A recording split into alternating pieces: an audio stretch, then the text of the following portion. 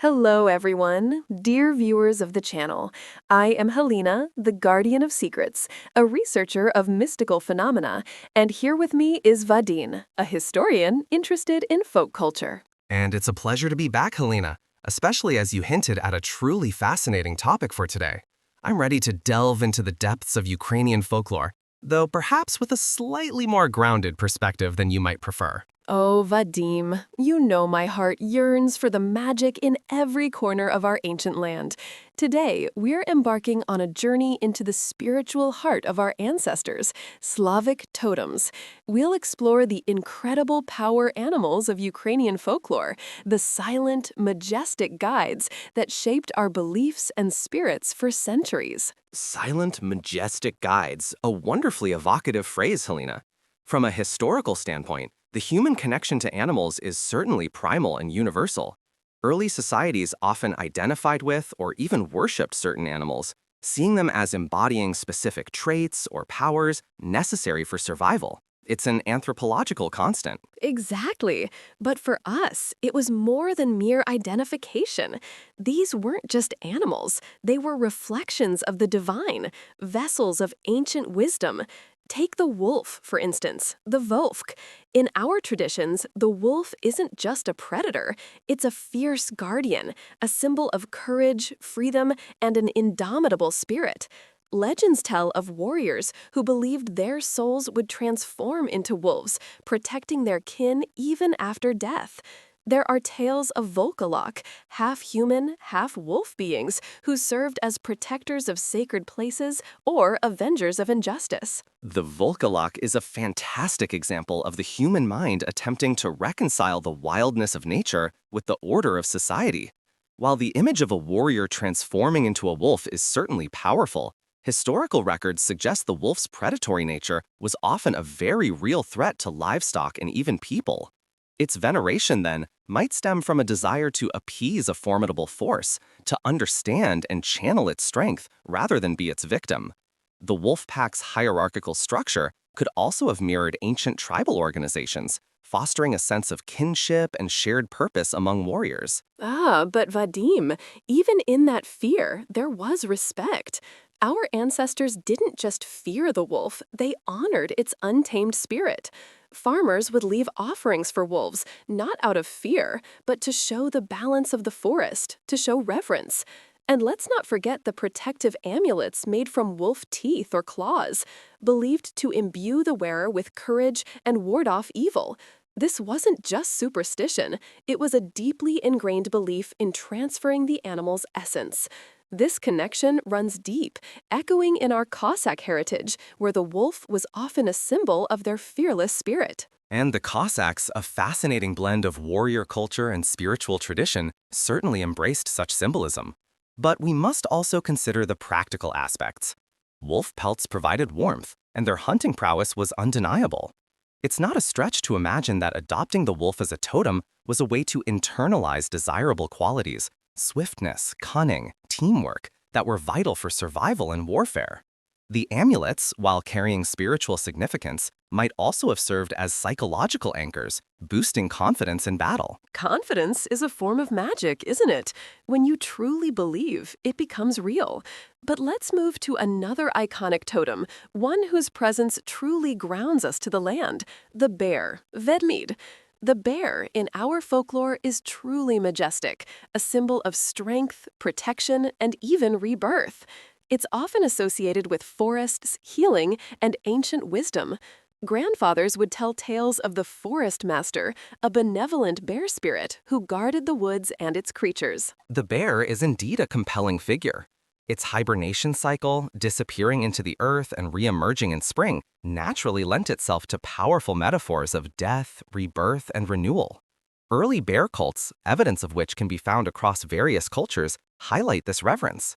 For our ancestors, who observed the natural world so closely, the bear's resilience and formidable power would have been undeniable.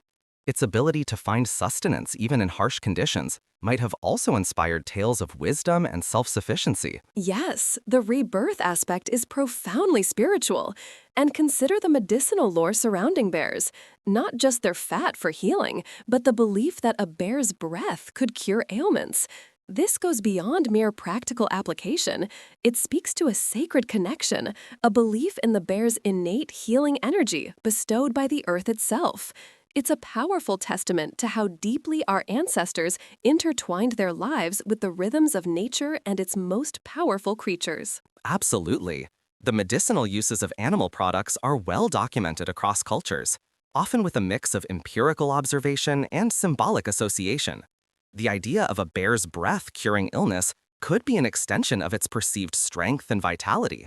If it's strong enough to survive winter, its essence must be potent. Psychologically, if people believed in its healing power, that belief itself could trigger a placebo effect, contributing to recovery. It's a fascinating interplay between the physical and the mental. It truly is. And now, let's talk about an animal that embodies home and hope for Ukrainians, the stork, lelika. It's more than just a bird. It's a sacred messenger, a symbol of family, fidelity, and the arrival of new life. To have storks nest on your roof is considered the highest blessing, ensuring peace, prosperity, and many children. They bring spring, bringing warmth and good tidings. But it's not just a seasonal marker, Vadym. There are legends that say storks carry the souls of unborn children, gently bringing them to expectant mothers. And conversely, they are believed to carry away the souls of the deceased, guiding them to the heavens. It's a profound connection to the cycle of life and death, an ethereal bridge between worlds. My grandmother used to tell me that if you saw a stork flying over your house, good news was surely on its way, or a long-awaited visitor would arrive. She'd say, listen closely to their clattering call, for it is the voice of your ancestors, whispering guidance from beyond the veil. That image of storks carrying souls is incredibly poignant, Halyna. It's a beautiful example of how natural phenomena, in this case, bird migration and nesting, are woven into complex mythological narratives that address fundamental human questions about life, death, and destiny. While we might look for migratory explanations or demographic trends to explain population changes, the human heart needs narratives that give meaning to these cycles. The stork, with its visible presence and predictable patterns, became the perfect canvas for such powerful stories. And their absence, a tragedy. A nest destroyed, storks choosing not to return, these were seen as grave omens, foretelling misfortune for the household or even the entire village. It highlights the deep interconnectedness our ancestors felt with nature. Every animal's fate was tied to their own. Now, before we delve into another fascinating creature, I want to encourage all our listeners, if you're enjoying this journey into the mystical heart of Ukrainian culture, please hit that like button, subscribe to our channel, and ring the notification bell so you don't miss any of our future explorations. A very practical suggestion, Halyna. And to follow up on your point about the stork's absence, it's a testament to how early agrarian societies observed their environment. Changes in animal behavior or presence would have had very real implications for crop yields or local ecosystems, prompting understandable concern. These omens were likely interpretations of environmental shifts, framed in a mystical language. But the emotional impact, the sense of dread, was undoubtedly real. Exactly. Let's talk about the nightingale, Solовey. Often small, yet its song carries immense power and meaning in Ukrainian culture. It's a symbol of longing, love, but also of the homeland, of Ukrainian itself. Its melancholy, beautiful song is often associated with the souls of fallen warriors or the tears of grieving mothers. It's said to sing only in beautiful, pure places. The nightingale is a wonderful example of how aesthetic appreciation translates into profound cultural symbolism. Its incredibly complex and melodic song would have naturally captivated listeners, especially during spring evenings. While the association with fallen warriors or grieving mothers is deeply poetic, from a biological standpoint, the male nightingale sings to attract a mate and establish territory. The human interpretation layers meaning onto this natural behavior, transforming a mating call into a lament or a declaration of national spirit. But that's precisely the magic, Vadym. It's the human heart hearing something beyond just biology. It's hearing the soul of the land in its song, the whispers of history. Poets have immortalized it, folk songs lament with its melody. It's not just a bird, it's the very voice of Ukrainian sadness and resilience. And to hear it in a place that has been scarred by war, it takes on an even deeper, almost unbearable significance.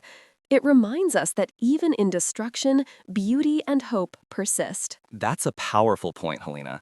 The nightingale's song, in its enduring beauty amidst any circumstance, becomes a symbol of continuity and hope.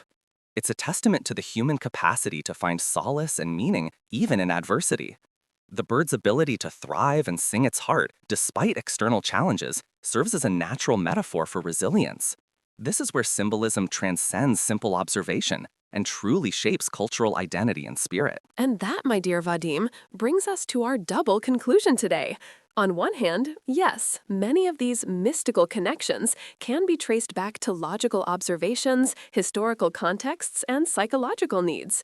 Our ancestors used these animals to explain the unexplainable, to teach morals, and to instill values. Precisely. From my perspective, these